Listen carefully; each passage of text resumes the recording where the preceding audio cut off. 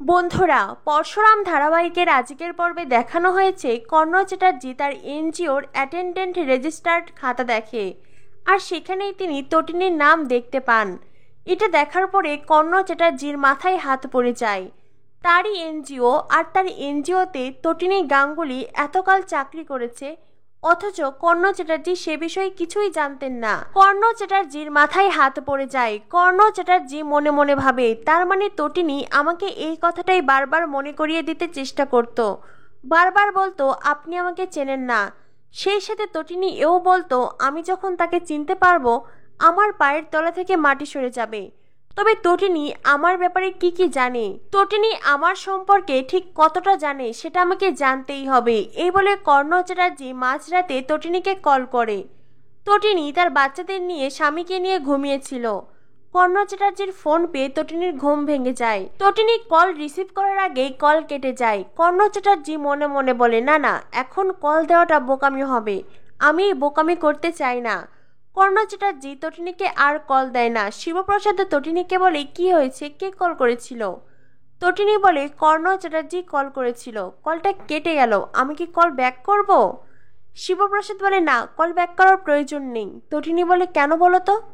শিবপ্রসাদ বলে, নেশাভান করে আছে হয়তো, বুঝতেই তো পারছো, স্ত্রী নেই, সন্তান নেই, একা একা আছে। মাঝে মাঝে মানুষটার জন্য খারাপও লাগে, কিন্তু কি আর করার। যাই হোক, এখন আর কল করতে হবে না। তটিনী বলে, ঠিক আছে। এই বলে তটিনী ফোন রেখে আবারও পিকোকে জড়িয়ে ধরে ঘুমিয়ে পড়ে। অন্যদিকে শিবপ্রসাদ গাঙ্গুলি মনে মনে ভাবতে থাকে, কর্ণ চ্যাটার্জি হঠাৎ করে মাঝরাতে কল করেছিল, কিন্তু কেন? এরপরেই শিবপ্রসাদ গাঙ্গুলি ওরফে পরশুরাম বলরামকে কল করে। পরশুরাম বলে, আমি পরশুরাম বলছি। বলরাম বলে, হ্যাঁ বল। পরশুরাম বলে, কর্ণ চ্যাটার্জির ওপরে নজর রাখ। এই বলে পরশুরাম কল কেটে দেয়। এদিকে দেখানো হয় ভোর হয়ে যায়। তটিনীর মা তটিনীকে কল করেছে। তটিনীর মা তটিনীকে বলে, তটিনী, আমি কিন্তু তোদের বাড়িতে আসবো পুজোর উপহার নিয়ে। তটিনী বলে, মা, কেন তুমি এসব করছো বলো তো? আবারও অযথা অশান্তি হবে, তুমি তো জানোই, দেখলেই তো আমরা ও বাড়িতে পুজোর উপহার নিয়ে গেলাম, আমাদের কিভাবে অসম্মানিত করা হলো। জামা কাপড়, উপহার সামগ্রী সব ছুঁড়ে ফেলে দেওয়া হলো। এরপরে তুমি আবার এই বাড়িতে উপহার নিয়ে আসবে? এগুলো করো না মা। তটিনীর মা বলে, অশান্তি হলে হবে, আমি আমার নাতি নাতনিদের কিছু দেব না? পুজো আসছে, আমি আমার মেয়ে জামাই তাদেরকে কিচ্ছু দেব না? দেখ তটিনী, অনেকদিন তো অশান্তির ভয় করলাম, আমি আর অশান্তির ভয় করব না। আমি তোর বাড়িতে আসব, আর পুজোর উপহার নিয়েই আসব। তটিনী বলে, প্লিজ মা, তুমি এমনটা করো না। তখনই দরজায় কলিং বেল বেজে ওঠে। তটিনী বলে, মা, মনে হয় তোমার জামাই এসেছে, আমি ফোনটা রাখছি কেমন, পরে আমি এ বিষয়ে তোমার সাথে কথা বলবো। এই বলে তটিনী কল কেটে দেয়। তটিনীর মা কিছু বলতে চেয়েও বলতে পারেন না। তটিনী দরজা খুলেই দেখে কর্ণ চ্যাটার্জি এসেছে। তটিনী অবাক হয়ে বলে, কি, আপনি এখানে? কর্ণ চ্যাটার্জি বলে, হ্যাঁ, আসতেই হলো। আমি অনেক সময় তোমার বাড়ির সামনে অপেক্ষায় ছিলাম। তোমার হাজবেন্ড শিবপ্রসাদ গাঙ্গুলি বাড়ি থেকে বেরিয়ে গেল, মনে হলো বাজারে যাচ্ছি, ছেলে মেয়ে তারাও তো স্কুলে, আর এই সুযোগ বুঝেই আমি এসেছি। তটিনী বলে, তো এত লুকোচুরি কেন, এত গোপনীয়তা কিসের? হ্যাঁ, কি এমন কথা বলবেন আপনি? কর্ণ চ্যাটার্জি তখন তার হাতে রেজিস্টার্ড খাতা তটিনীকে দেখায়। কর্ণ চ্যাটার্জি বলে, এইটা হলো আমার এনজিও রেজিস্টার্ড খাতা, আর এই রেজিস্টার্ড খাতাতে তোমার নাম তটিনী গাঙ্গুলি। তার মানে তুমি আমার এনজিওতে যুক্ত ছিলে, কি ঠিক তো? তটিনী প্রথমে চুপ হয়ে থাকে। কর্ণ চ্যাটার্জি বলে, কি হলো, উত্তর দাও, তুমি আমার এনজিওতে যুক্ত ছিলে? তটিনী বলে, ওটা তো। কর্ণ চ্যাটার্জি বলে, হ্যাঁ, মেয়েদের জীবনের স্রোতে ফিরিয়ে আনার জন্য। তটিনী বলে, চুপ, একদম চুপ, একটাও মিথ্যে কথা নয়, কোনো নাটক নয়, আমি এখানে কোনো নাটক দেখতে চাই না। সব জেনে বুঝো আপনি নাটক করছেন, তাই না? আমার হাজবেন্ড যে কোনো মুহূর্তেই চলে আসবে, আপনি বেরিয়ে যান, এক্ষুনি এখান থেকে বেরিয়ে যান, চলে যান আপনি। কর্ণ চ্যাটার্জি বলে, তার আগে বলো, তুমি কি আমার এনজিওতে যুক্ত ছিলে? তটিনী বলে, হ্যাঁ, আমি যুক্ত ছিলাম। কর্ণ চ্যাটার্জি বলে, মার্চ মাসের পরে তোমাকে আর এনজিওতে দেখা যায়নি, তবে কি মার্চ মাসে যে মিশনে আমরা ছিলাম সেখানে তুমি ছিলে? তটিনী বলে, মানে? কর্ণ চ্যাটার্জি বলে, মানে আমরা কতগুলো মেয়েকে প্রশিক্ষণ দিয়ে তাদের হাতে অস্ত্র দিয়ে তাদেরকে শহরের বিভিন্ন জায়গায় চালান করতে চেয়েছিলাম, কিন্তু তখনই নৌকা রেড হয়, তুমি কি সেই নৌকায় ছিলে, হ্যাঁ কি না? তটিনী বলে, আপনি এখান থেকে চলে যান, এক্ষুনি চলে যান বলছি। কর্ণ চ্যাটার্জি বলে, আমি এতটা বোকামি কি করে করলাম? তটিনী গাঙ্গুলি, তুমি আমার এনজিওতে ছিলে আর আমি সেটা টেরও পেলাম না। যাই হোক, তুমি কি জানো কি জানো না সেটা আমি জানতে চাই না, তবে যতটুকুই যা জানো মুখ বন্ধ রাখবে। ভুলে যেও না, স্পেশাল ব্রাঞ্চের খাতায় তোমার নামও এসেছে, তাই আমি যদি ফাঁসি তুমিও ফাঁসবে। মুখ খুলবে না, একদম মুখ খুলবে না। কর্ণ চ্যাটার্জির কথা শুনে তটিনীর ভীষণ রাগ হচ্ছে, কিন্তু এই মুহূর্তে সে অসহায় নিরুপায়।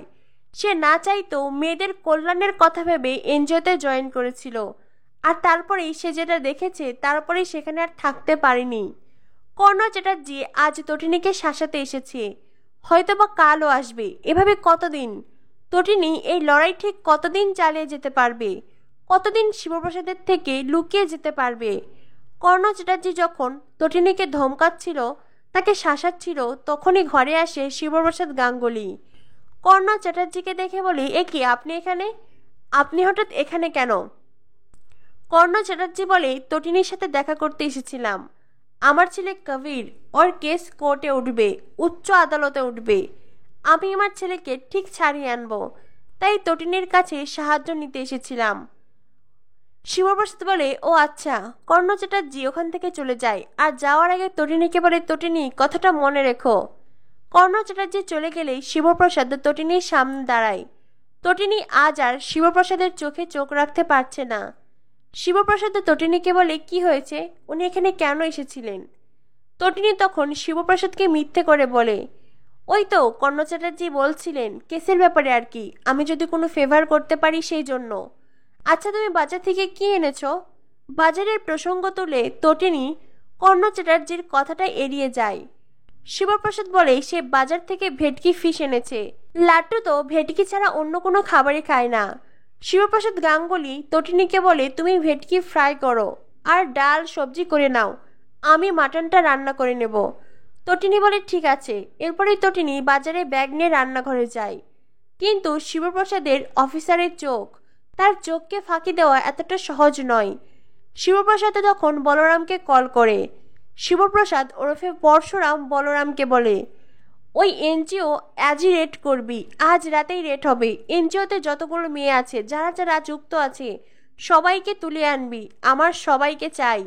বলরাম বলে, তুই কি বলছিস ভেবে বলছিস তো? তুই ভুলে যাস না, তোর সুখের সংসারেও কিন্তু আজ আসতে পারে। তখনই পরশুরাম বলে, আমার সুখের সংসারে কোনো আঁচ আসতে দেব না। তটিনী আমার ভালোবাসা, তটিনী আমার বিশ্বাস, তটিনী আমার ভরসা।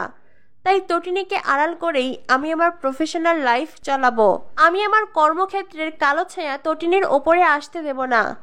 বলরাম, তটিনী এত বড় লোকের একজন মেয়ে, অথচ আমাকে ভালোবেসে এক কাপড়ে ওই বাড়ি ছেড়ে এসেছিল, আর তারপরেই আমার সংসারে অনেক কিছু সহ্য করছে মেয়েটা। অনেক না পাওয়া নিয়েও হাসি মুখে আছে।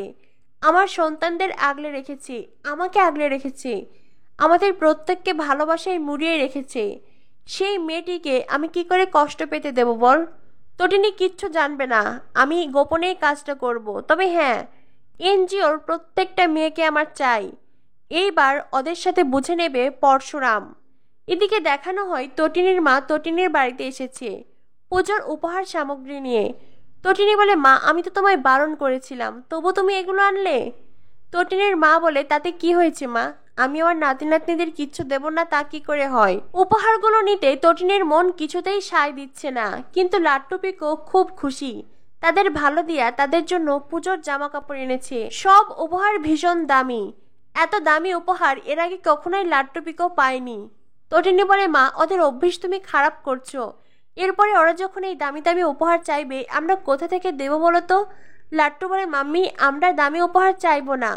পিকো বলে, মাম্মি, আমরা তো জানি আমাদের পায়ের টাকা নেই, আমাদের পা পোর, আমরা কখনোই তার কাছে দামি কিছু চাইবো না। তটিনী বলে, চুপ করো পিকো। তটিনীর ধমক খেয়ে পিকো খানিকটা চুপ হয়ে যায়। এরপরে দীপালি লাট্টুর জন্য সোনার ব্রেসলেট আর পিকোর জন্য সোনার চেন বের করে। তটিনী বলে, মা, তুমি এটা কি করছো? এত দামি উপহার তুমি কেন এনেছো? তটিনীর মা বলে, এগুলো নে। তটিনী বলে, না মা, আমি এগুলো নিতে পারবো না। তটিনীর মা তখন গয়নাগুলো বের করে বলে, তুই নিজের হাতে লাট্টু পিকোকেই পরিয়ে দে। কিন্তু তটিনী অন্যদিকে মুখ ফিরে দাঁড়িয়ে থাকে।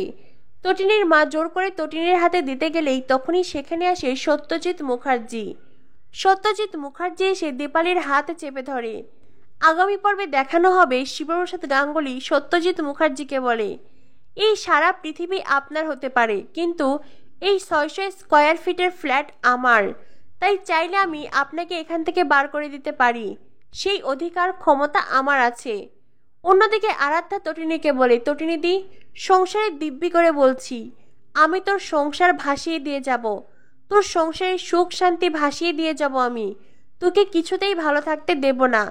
তটিনী তখন বলে, আরাধ্যা। তো বন্ধুরা, বুঝতেই পারছো সত্যজিৎ মুখার্জি আর আরাধ্যা আগামী পর্বে ভীষণ সিন ক্রিয়েট করবে, আর এর থেকে বোঝাই যাচ্ছে উপহারগুলো ফিরিয়ে নিয়ে যাবে।